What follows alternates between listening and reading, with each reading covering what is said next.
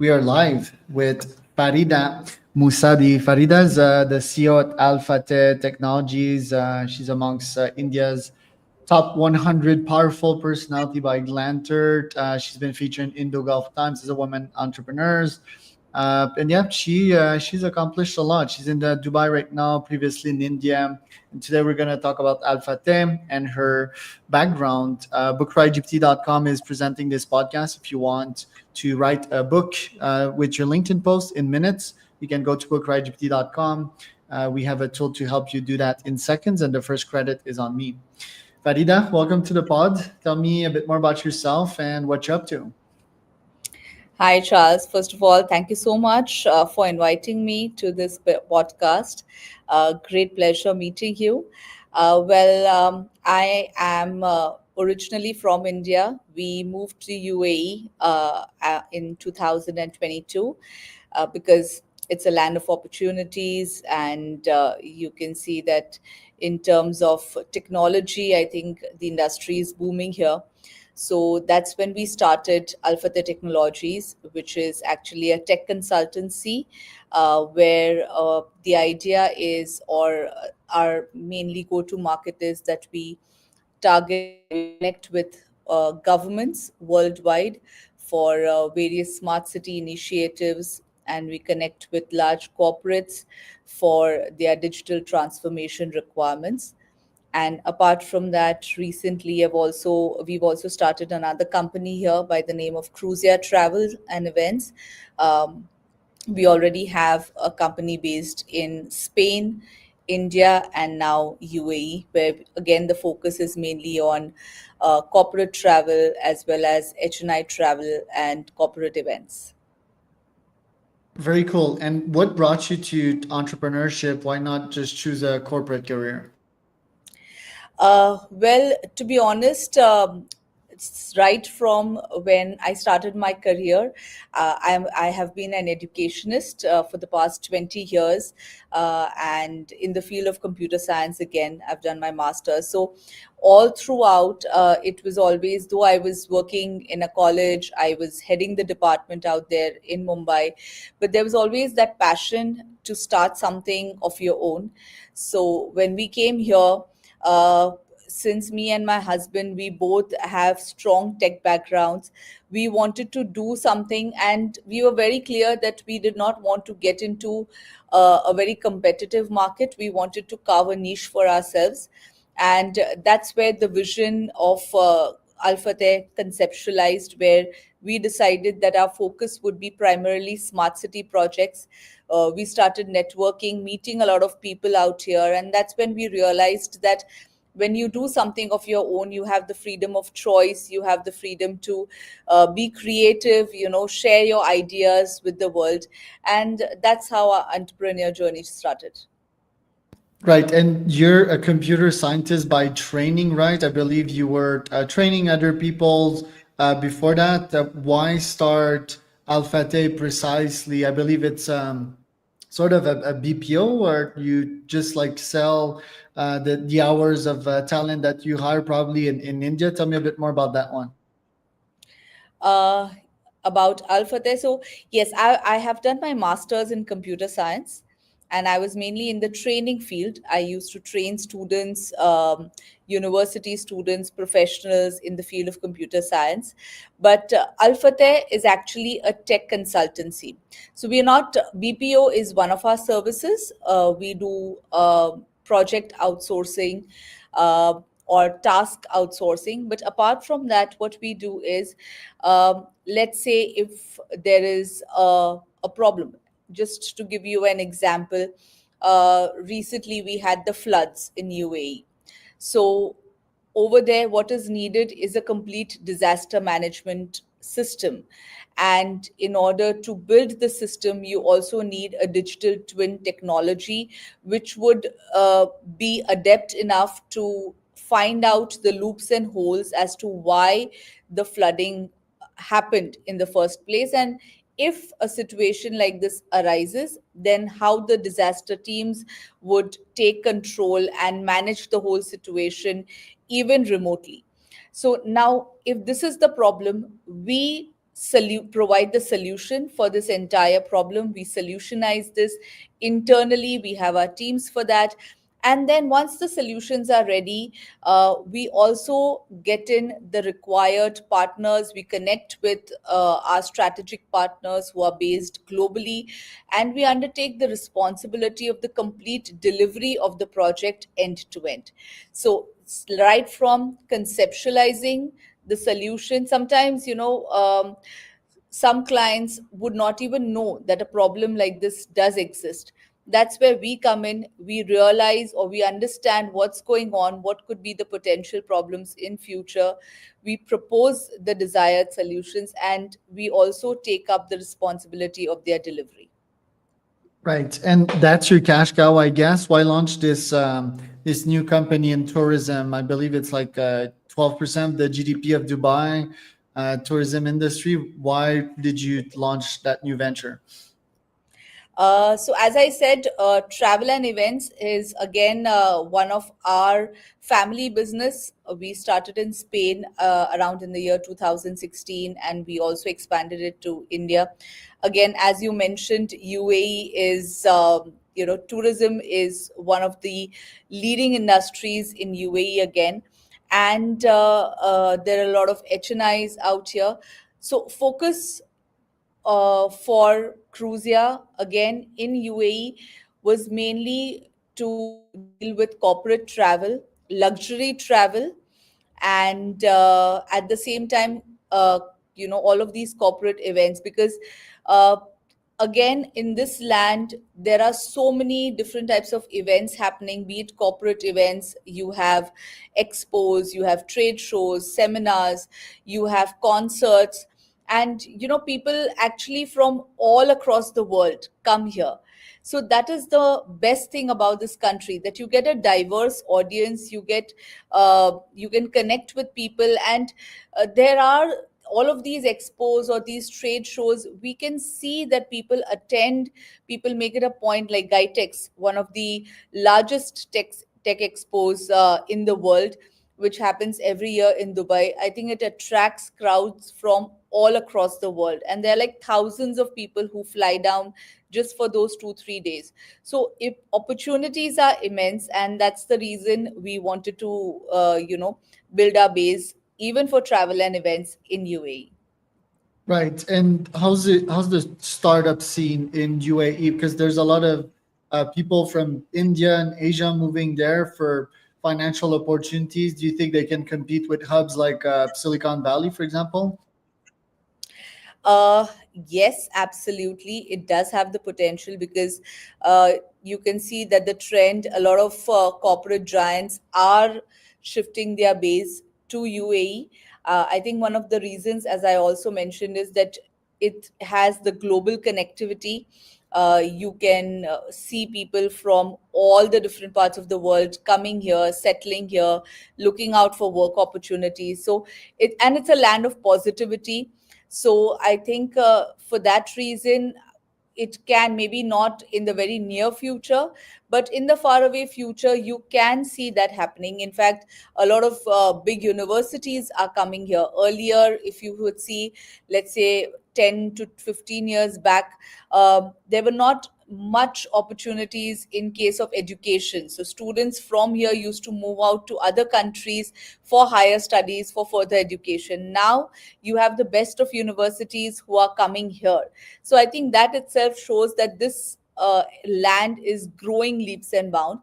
And of course, the vision of the leaders. So as Sheikh Mohammed had said, that you have to be fast. You cannot wait for 30 years or 20 years for a land to grow. The idea is to provide that kind of environment and infrastructure for the people, for the expats, for the citizens. And I think when you have the support of the government in such way, definitely you can see that in the faraway future, this could be the next Silicon Valley. Right. And you mentioned universities. Do you still feel that universities will be part of the game in an AI market in which students should actually be building companies instead of just learning and being trapped in a classroom? See it. the concept of universities definitely will exist. It may happen that, as you said, there could be a mind shift, that there could be a complete shift of ideas. So maybe now when you have classroom trainings, that could be completely replaced with let's say an educational hub where students come together, they share their ideas, they start something of their own, they be creative, they learn entrepreneurship by actually practically doing something hands on.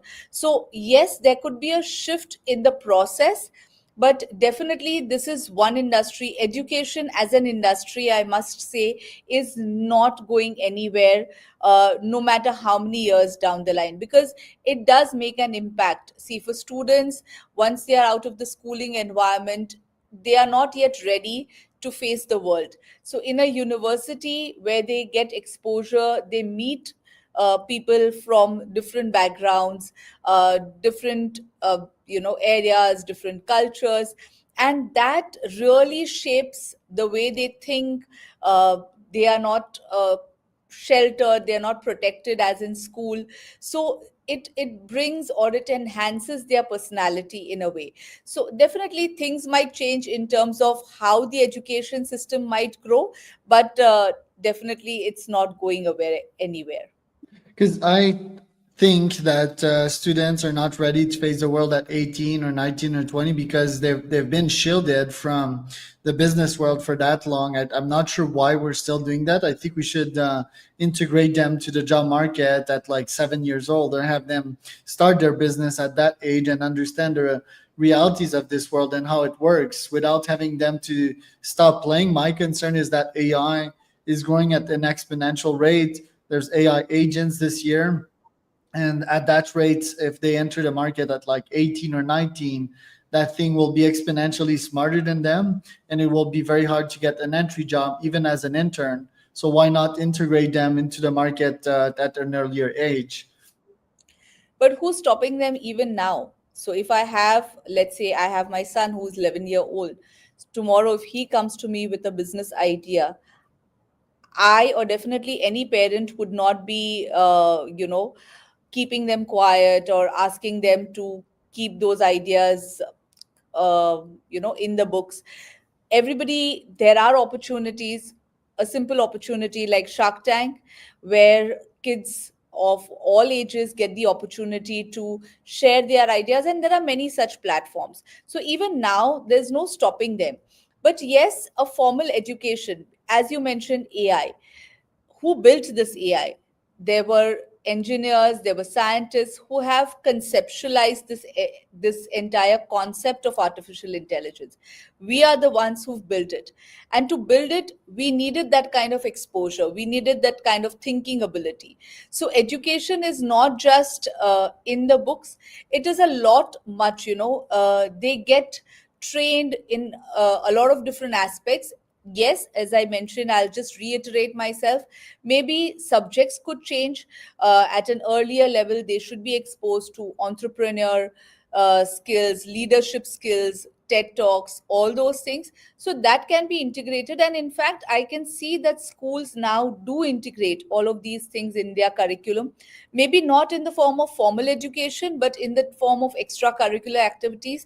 These things are a part and parcel of a student's life, which are helping them, shape their thinking or be creative in different aspects. So opportunities have started arising even now.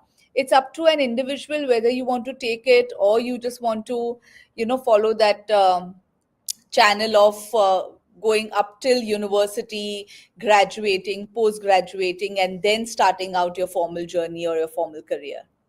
Because yeah, I think what's holding them back, to your point, is social conventions and sending them to formal school. I don't think teachers know about entrepreneurship. I think teachers are great; they can teach them basic stuff and EQ and all of that. But I do think that the future is fully entrepreneurial. People will have the full sovereignty on themselves, the decisions that they make, and the financial freedom that they want to achieve. I think that they need to be taught entrepreneurship and from a young age, and that wouldn't be like a formal school teacher. I think if I check my life, for example, right now, it's yes, I have some sources of data. I do a lot of ChatGPT deep researches. I don't even read books nowadays. I just quiz an AI that has pretty much all the answers, and if prompted right, correct. And then I interview a bunch of people on podcasts. So it's sort of like being guided by their curiosity and launching a product that can have them make money, which is very hard because the market's a jungle. If you don't add value, you just don't get paid. There's a lot of rules and it's really hard. So I think we would need to teach them at an earlier age, because me, my experience, probably yours as well, is when we face the market at like 18, 19 or 20, is like, oh, okay, that's the real thing, and that's scary. Then I really need to start accelerating my skills, because my life earlier on was mostly chilling, playing video games, and yeah, didn't treat school as anything serious. So I think there needs to be a change in there, and I think schools need to become way more entrepreneurial and stop teaching things that won't be useful for these people. Back in my days, we would also box kids into alleys, right? Oh, you're going to be a good lawyer, and all of that, but yeah, what we all dreamed of being a doctor when we were young, or firefighter or something. Why can't we just try it? Oh, son, you want to be a firefighter? Then I'm going to bring you to the fire station. You can interview all these firefighters. You can, maybe they can bring you in their trucks, and you can really see what it is, right? I think we need to step this game up. Yes, I completely agree with you. As I said, that yes, schools should integrate such kind of skills in students. And till that time, maybe if the school doesn't, as I think even as parents, as individuals, we should also take up that responsibility of, shaping the next generation. So why should we depend only on schools? Because that will take time. It's a process. It's not something that can happen overnight. There are a lot of things that have to be changed, and a lot of regulations, this, that. So that will take time, and in due course, definitely there might be changes. There would be changes, we are sure, with the advent of AI and the way in which AI is growing. So definitely there will be a lot of changes. In fact, let's say, I think a few months back, I had attended a seminar in the British University here in UAE, where this was the agenda, that it can AI replace teachers and the role of AI in education. So there was people from the students community on the panel, there were teachers, there were professors, and everybody shared the same idea that yes, AI does exist, and there is no shying away from it. You can't say, or you can't keep any generation out of it. Today, you and I use AI, as you said, for querying, for general content, etc.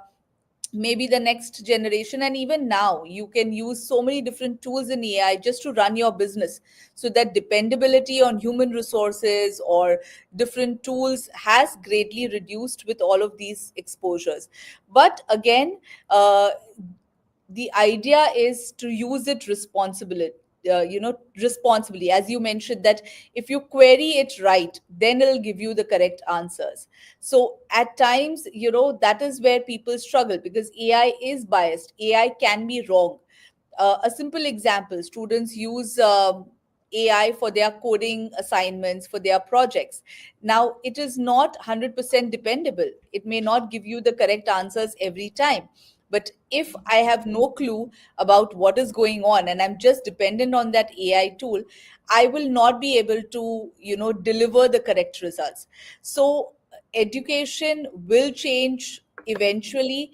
Till then, we as parents, or we as people who are there or who are shaping the next generation to come, can also take up this responsibility in our own way, to ensure that the younger talent, their ideas do not get shut down. We give them the opportunities. Tomorrow, if somebody is coming to me and giving me an idea, and if I really think that this idea is something which is out of the box, why not I support that talent, so that they can get the wings which we got at a very late stage in our lives.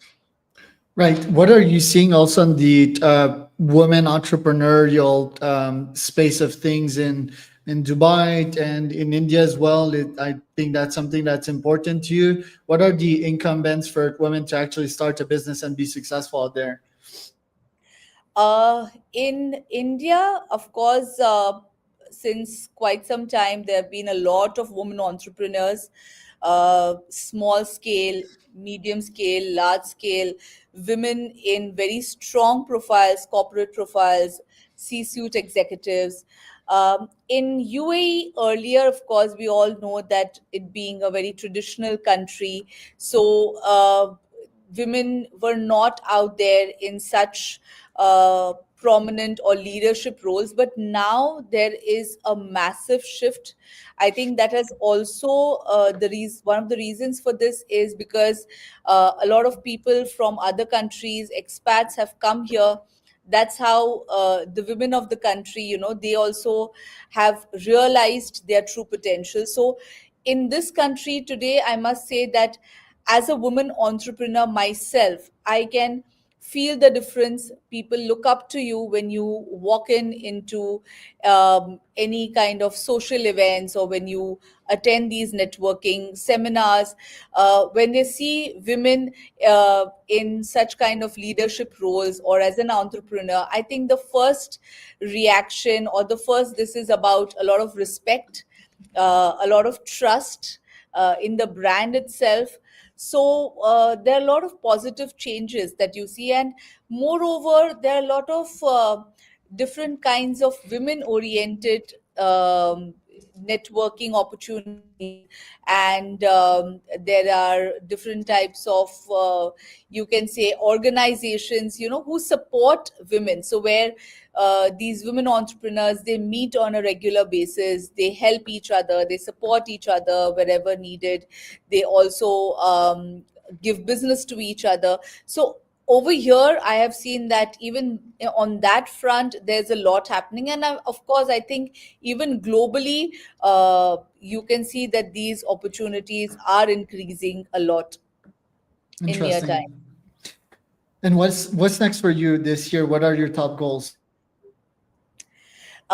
So in both the companies, definitely, apart from the numbers which are there in terms of the revenues, uh, apart from that, also to build a very trustworthy brand.